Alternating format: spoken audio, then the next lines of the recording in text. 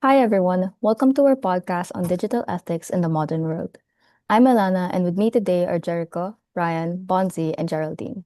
Together, we'll be exploring how technology affects our privacy rights and everyday decisions online. It's a big topic, but we'll break it down in a way that's clear, practical, and easy to relate to. Let's start.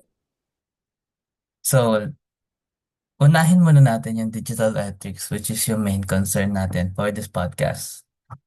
So, the digital ethics refers to the moral principles and yung mga guidelines that govern qualitative internet research.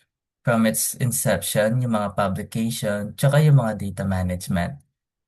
So, yung mga key tensions nito include the changing nature of roles, unclear authority of guidelines, and the lack of transparency and complexities in qualitative research.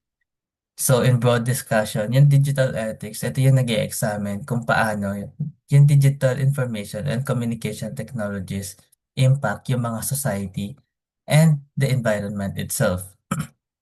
In today's digital society, ethics must go beyond yung individual concerns to address yung mga systemic effects, yung human rights, and cultural diversity with science guiding our understanding of technology's role in human life.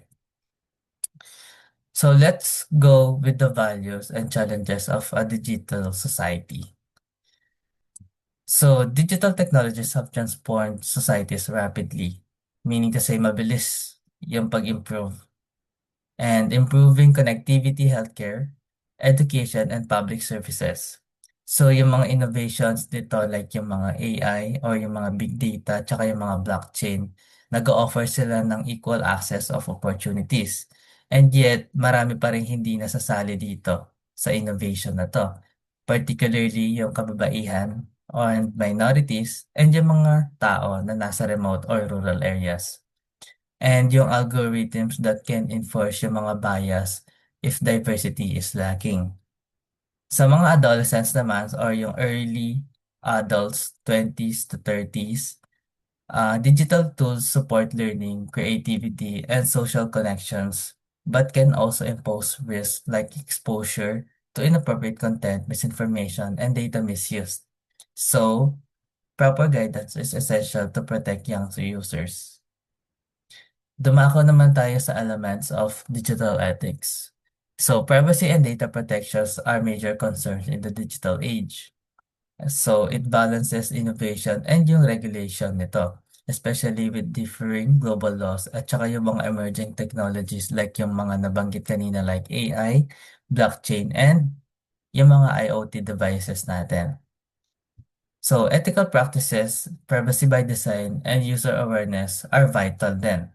And the most crucial here is the cybersecurity part, which adopts yung mga security measures, following regulations, and training users that help protect against evolving threats. So, on the other elements, which is the intellectual property challenges that includes the piracy, yung mga AI-generated works, or yung mga fully copy-pasted from AI-prompted answers, and yung mga uneven law enforcement. So, ang solutions nito will involve international collaborations, flexible laws, and education.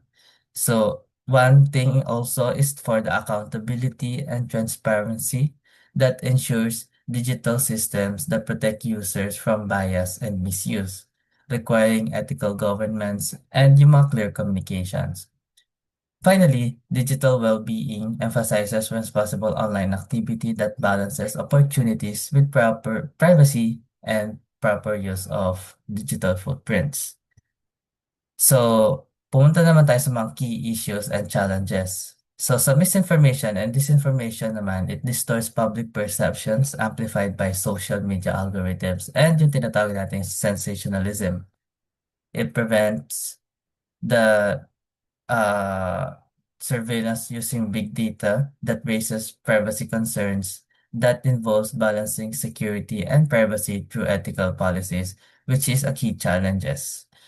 Prevention requires detection tools, education, and more secure fact-checking.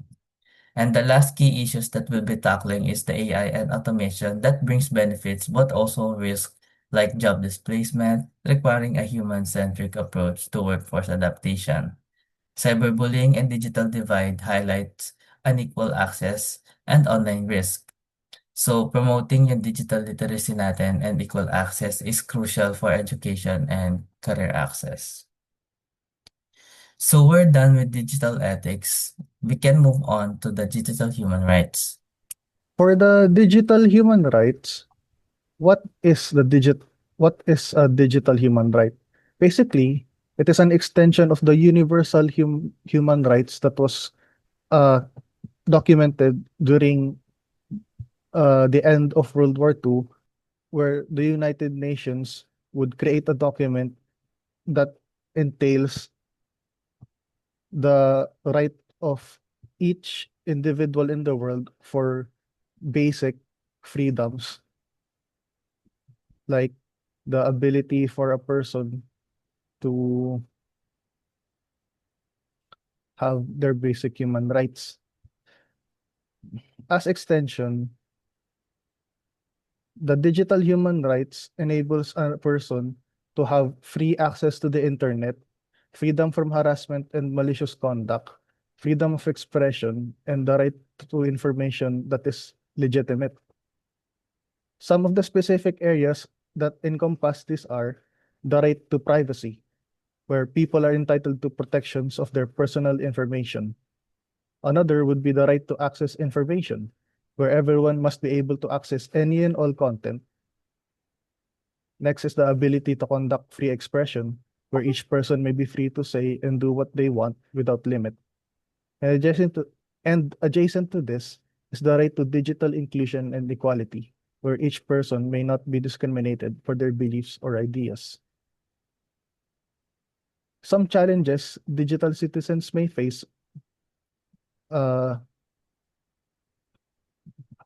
in recent years have been growing exponentially and has become the forefront of public discussions. One of this is censorship and authoritarianism. In recent years, there have been a growing concern of constricting uh, government laws and uh, legislation that forces citizens to expose their their information online so that they may access specific content. Next would be the growing digital divide, where certain groups of peoples are being fed incomplete information, thus growing a certain divide which polarizes different groups against each other and brewing hostile sentiments. Another would be the threat to freedom of expression, where many people are being censored and blocked from speaking their opinions due to politics, uh, racism, or similar issues, and simple mm, sim for the simple reason of uh, hate, harassment, and or misinformation. All right. If you were to summarize na lang yung digital to human rights, how does it correlate do sa digital ethics natin that we discussed earlier? Uh, how it correlates is that digital human rights encompasses the ability of an individual to uh, the ability of an individual to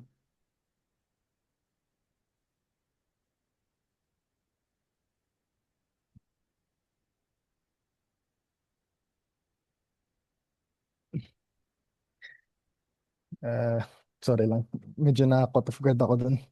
Sige, go lang. Like, since dinefine mo ang digital human rights as the Universal Declaration of Human Rights that is documented to how it was adopted by the United Nations General Assembly, affirming the rights and freedoms of all human beings, etc., etc. Basically, ang tanong lang is kung bakit mo siya nasasabi na ganito and how will it correlates dun sa digital ethics that we discussed earlier. Like, ano yung naging significance ng digital human rights sa digital ethics? Like, gaano siya ka-importante? Paano mo nasasabing included siya? Ganun.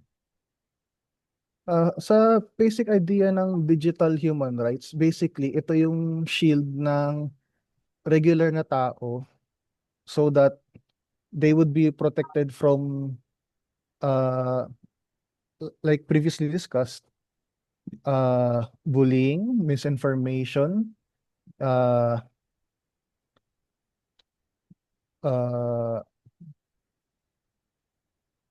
privacy and data protection. That's another one.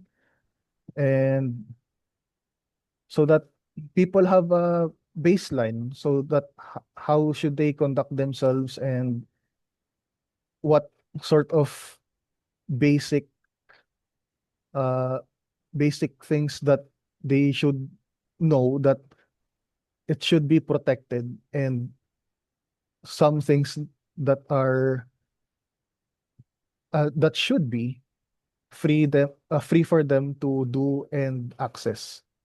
All right.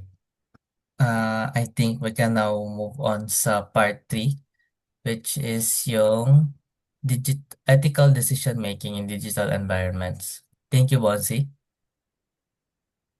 So, in our digital environment, lahat tayo nakaka-face ng fundamental challenge sa lives and works natin, which is how to make sound decisions.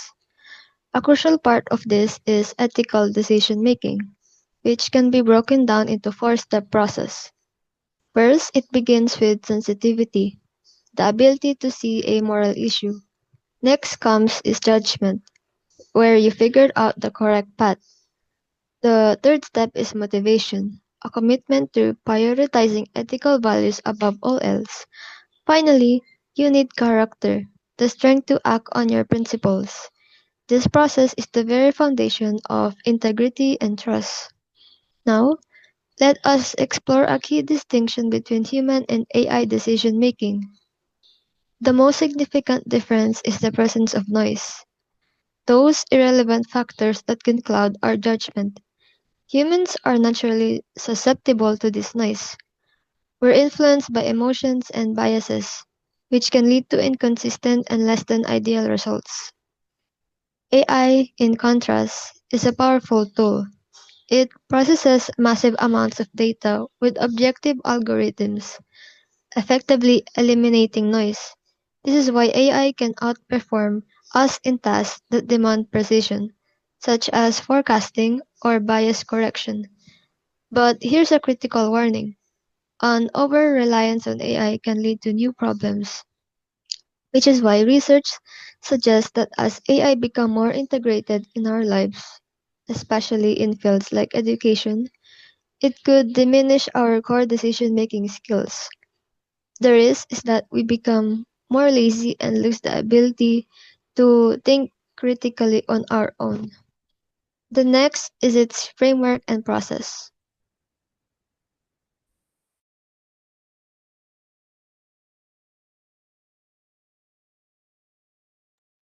Okay, so now let's better understand what's the digital ethics is. So if we are going to use different kinds of frameworks which will guide us as what the ethical decisions we are going through pagdating sa technology. So first off, we have the virtue ethics. So it focuses on the moral character of a person. And one question on that is that nakakatulong ba talaga ang digital tools to cultivate the honesty, fairness, empathy, and respect? So for example, if the one system designed para mag-encourage ng constructive communications instead of harmful content, that's the virtue-based approach. Second is the duty ethics or deontological ethics. So dito naman kahit may short-term benefits, hindi dapat i-break ang moral duties at individual rights. Sa digital world, ibig sabihin nito ay ang pag-respect ng privacy, pag-secure ng consent, at pagtrato ng bilang tao, hindi lang bilang data point. Third is the utilitarianisms. Ito ay outcome-based. Ang goal is the greatest good for the greatest number. So for the example is the personal data, which to improve the research or services. So pagdating dito, pumapasok ang dilemma kasi minsan para kang makikinabang ang napakarami, may small groups na nagsasacrifice ang rights nila. Lastly is the discourse ethics. This one naman nakafocus and open siya for the inclusive dialogue. And the idea of this, lahat ng stakeholders, users, developers, regulators, at communities dapat may boses sa pag-shape ng digital policies at technologies. So in this way, mas transparent at legitimate ang outcomes. So to summarize what I've said, all of these frameworks na ito, nagbibigay sila ng different kinds of lens para masigurado na yung digital decision makings sa digital environments ay fair, transparent at nakabatay sa values and rules. Okay. Thank you for that, Ryan. As we reach the final part of our presentation, we move from theory to practice. Let's examine how digital ethics principles translate into real-world applications and actionable strategies. So in education, digital ethics promotes academic integrity and discourages plagiarism. In business, companies must handle consumer data ethically and transparently. In personal life, responsible use of social media, awareness of digital footprints, and safe online behavior are essential.